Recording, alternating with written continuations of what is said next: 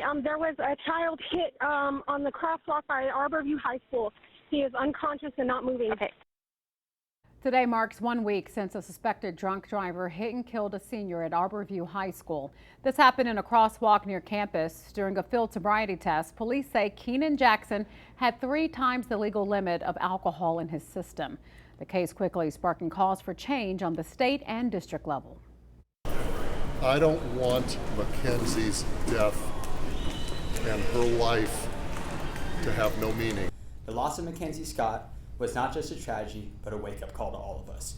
While nothing can bring her back, this moment is forcing all of us to look at what really matters: student safety, student voice, and the kind of community we need to build. Okay, getting specific now, among those calls for change are 3 top requests: flashing lights on crosswalks near schools, crossing guards for high schools, not just middle and elementary schools like it works now, and more student involvement on decisions from the district.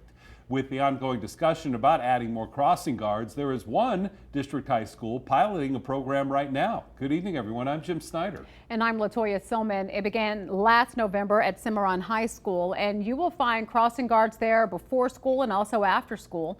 News 3's Tiffany Lane is live outside the northwest part of our Valley campus with the very latest. Latoya and Jim, CCSD police tell us 119 students have been hit going to and from school so far this year. Well, that's in comparison to 139 last year.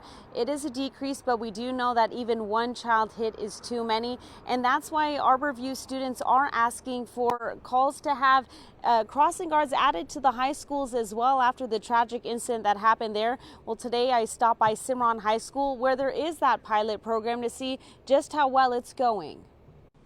The crosswalk is a blessing. The crosswalker is a blessing. Crossing guards, a pretty new addition to Cimarron High School. The city of Las Vegas testing out how effective they are at secondary schools.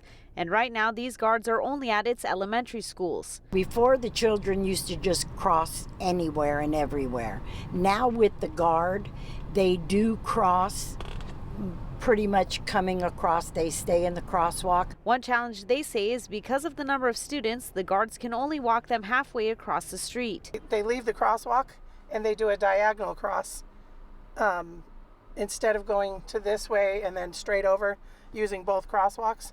They cut both crosswalks out and completely cut the corner. Las Vegas officials say so far the feedback has been mixed, but, quote, by monitoring traffic data and observing conditions at these locations, we aim to understand whether the pilot has improved safety or highlighted new areas of need. Grandparent Sandra Coletti says adding more crossing guards could help. One on each of these corners to help the kids stay in the line. As crazy as it sounds that you got to help high schoolers, but yes. Parent Jackie Conningford says when it comes to drivers, she has seen a difference. I just think that people are more, aware, less likely to try to speed and get in front of the kids. As of right now, CCSD has guards at all elementary schools as well as middle schools in Clark County, Henderson, and North Las Vegas. Las Vegas has its pilot at Cimarron and Gibson middle schools. These programs are funded by their municipalities. So, for example, the pilot at Cimarron is paid for by the city of Las Vegas. All the junior highs and high school kids should have cross guards, yes. Now, I did reach out to Clark County, Henderson, and North Las Vegas to see if they are considering adding crossing guards to their high schools. I did hear back from North Las Vegas saying that at this time those discussions are not on the table. I am waiting to hear back from those other jurisdictions. We will follow up. But in the meantime, speaking with these parents and grandparents, another thing they believe will help is having that additional police presence, because sometimes even with the crossing guard, there are those individuals who go rogue. And I heard from one parent they also almost saw a child and the crossing guards get hit at the school last week. So again, safety comes first. Everyone, please slow down and do not be distracted out here. Reporting live from the Northwest Valley, I'm Tiffany Lane for News 3. Back to you. Yeah, you're right. At some point, no matter what's added, it really is up to local drivers to slow down and make sure they are fit to be behind the wheel at the same time. Tiffany, thank you.